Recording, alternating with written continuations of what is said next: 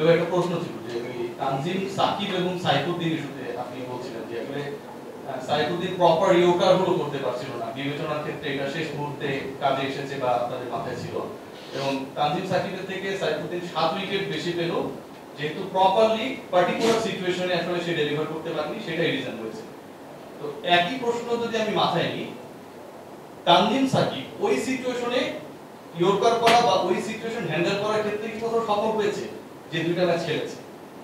Right, একটা হচ্ছে যে অ্যাকচুয়ালি ম্যাচ দেখে উইকেট দেখে একদম কনক্লুশন টানা যায় না। স্পেশালি T20 ক্রিকেটে আপনি কখন কোন অবস্থায় উইকেট পাচ্ছেন সেটা কিন্তু অনেক ডিপলি আপনাকে দেখতে হবে যে কে কখন বোলিংয়ে আসছে। চিটাগংয়ে আপনি দেখবেন যে প্রথম দুটো ম্যাচই কিন্তু ওদের প্রথম দিকে সব সারির ব্যাটসম্যানরা আউট হয়ে গেছে। আর সেকেন্ডলি যে পার্টিকুলার জায়গায় আমাদেরকে সাইফুদ্দিনকে দরকার হতো, সেই পার্টিকুলার জায়গায় সেই অ্যাসপেক্টে সে কতটুকু করতে পারে, ডেলিভার করতে পারে, সেটাই আমরা পরখ করে দেখেছি। এবং লাস্ট ম্যাচটা কিন্তু আপনি দেখবেন আমরা মাত্র 2টা সিমারে খেলেছি। 2টা সিমারে খেলার আরেকটা উদ্দেশ্য ছিল যে ওই ম্যাচে তাকে 4 ওভার পুরোপুরি বল করতেই হবে। তো সেই জায়গাতে 4 ওভার বল করা, সেখানে 1-2 ওভার খারাপ হয়ে গেলে ইট ম্যাটার্স এ লট, বাট খারাপ হতেই পারে। তো at the end of the day আমাদের আস্থা যার উপরে থাকবে যে who is giving his best, his 100%। কোনো জায়গায় আমাদের মনে হয়েছে যে Saifuddin could have done little better. তার শর্ট পিচ বলগুলো আমাদের ভালো লাগেনি, মাথার উপর দিয়ে গেছে, কিছু শর্ট পিচ বল পায়ের সামনে পড়েছে। সো আমি একটা জাতীয় দলের খেলোয়াড়কে কেন বাদ দিয়েছি এত এলাবোরেটলি বলতে চাই না। He is our national player. I think you should have some confidence on us. এবং আমি বলতে চাই যে আস্থার জায়গাটাতে আমরা তাকে মিস করেছি। আমরা সাকিবকে এগিয়ে রেখেছি সেই জায়গাটাতে। তো definitely you will work hard, ভবিষ্যতে নিশ্চয়ই ভালো করলে আবার সুযোগ থাকবে। আর আপনার যে সেকেন্ড যে প্রশ্নটা ছিল, আসলে আমরা আগের থেকে জানতাম না যে আমাদের দুজন যে এটা অনুমোদন আসবে ক্রিকেট বোর্ড থেকে যে ট্রাভেল করার জন্য। তো সেটা জানা থাকলে হয়তো বিবেচনায় নিতাম, বাট আমাদের কাছে একটা ছক ছিল যে কোন ছকের আলোকে আমরা এগোচ্ছি এবং কোন টিমটাকে নিয়ে আমরা ইউএসএতে যাব। সেই জন্যই আমরা চেয়েছি যে ম্যাক্সিমাম আমাদের সেই প্লেয়ারগুলোকেই খেলানোর জন্য, যারা ঠিক এই মুহূর্তে আমাদের মাথায় নেই, আমরা আসলে তাদেরকে খেলাতে চাইনি। দেখেন, এখানে সবাই খুব ক্লোজ বাই। আমরা যে দলটাকে নির্বাচন করেছিলাম এবং যে দলটা আমরা দিয়েছিলাম 30 তারিখে, সেই দলটা একটা প্রেক্ষাপটে আমরা নির্বাচন করেছিলাম। আমাদের দুটো রাস্তা খোলা ছিল। একটা হচ্ছে যে প্রেজেন্টলি যারা ফিট আছে তাদের উপর থেকেই দলটাকে নির্বাচন করা, আরেকটা হচ্ছে যে আমাদের কিছু ইনজুর্ড প্লেয়ার ছিল, আপনি জানেন যে, এবং কিছু পরখ করে দেখার ব্যাপার ছিল, স্পেশালি সাইফুদ্দিনের কেসটাও, যে তিনি কিভাবে ফেরত আসেন, তার পারফরমেন্সটাও একটু অ্যানালাইসিস করার দরকার ছিল।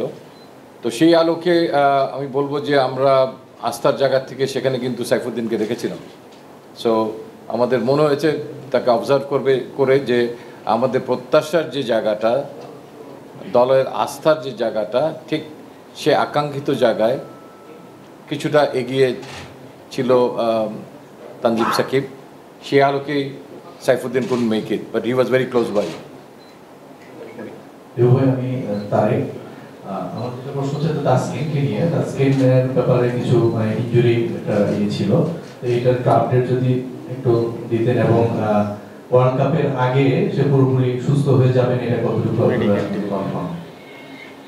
এটা হয়তো আরও ভালো মেডিকেল কমিটি হয়তো আপনাদেরকে আপডেট করতে পারবে, বাট যতটুকু তথ্য জানা আছে যে তথ্যের আলোকে আমরা আশা রাখছি যে তিনি হয়তো বিশ্বকাপ চলার কোনো একটা পর্যায়ে সুস্থ হয়ে যাবেন।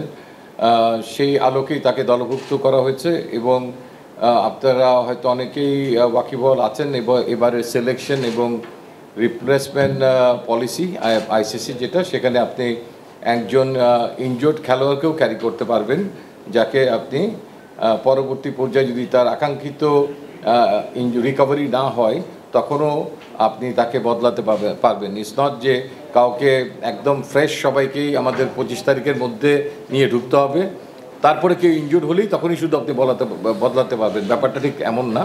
আপনি একজন ইনজুর্ড খেলোয়াড়কে নিয়েও আপনি টুর্নামেন্টে ঢুকতে পারবেন। ইউএসএ সিরিজে বলা যায় যে সোফার যা মেডিকেলের রিপোর্টে যে বলা হয়েছে, সেখানে আমার মনে হয় না তাসকিন সেখানে খেলতে পারবেন। বাট দলের সঙ্গে যারা রিজার্ভ হিসেবে যাচ্ছেন, ট্রাভেল করছেন, তারা তখন সেখানে অ্যাভেলেবেল থাকবে সিলেকশনে ইউএসএ পার্টটায়। তানজিম সাকিবকে আমরা এর আগেও শ্রীলঙ্কা সিরিজের সঙ্গে আমরা দেখেছি অ্যান্ড তার একাগ্রতা, তার থেকে তার যে দেওয়ার মাঠে যে ডেলিভার করার যে প্রচেষ্টা, সেটা তাকে কিছুটা এগিয়ে রেখেছে। As a ফিল্ডসম্যান he is very good and as well আমরা যে কারণে একটু বেশি মুখিয়েছিলাম সাইফুদ্দিনের দিকে, ব্যাটিং করার তিনি খুব একটা সুযোগ পাননি, তার ডেথ ওভারে ইয়র্কার করার যে অ্যাবিলিটিটা ছিল সেটা অনেক কম লক্ষিত হয়েছে। সেখানে আরও অনেক উন্নতি করতে হবে। আমার মনে হয় যেটা ঘরোয়া টুর্নামেন্টে করেছে সে তার সঙ্গে ইন্টারন্যাশনাল ক্রিকেটে এসে একটা তারতম্য আমরা লক্ষ্য করেছি। নাহলে আমি যেটা বললাম, হি ওয়াজ ইন আওয়ার মাইন্ড। আপনি যে বললেন বিপিএলের আলোকে চিন্তা করেই কিন্তু আমরা একটা দল গুছিয়েছিলাম। এই দলটার থেকে আমরা খুব বেশি বিচ্যুত হইনি। হয়তো একটা প্লেয়ার, এই সাইফুদ্দিনই একমাত্র প্লেয়ার যে নাকি আমাদের 30 তারিখের দল থেকে হি Kant able to make it. Otherwise যে দলটা আমরা ঘোষণা করলাম, আমাদের এই দলের 15 জন খেলোয়াড়ই থাকতো, শুধু সাইফুদ্দিনের জায়গায় এখন সাকিব চলে আসলো, তানজিম সাকিব চলে আসলো।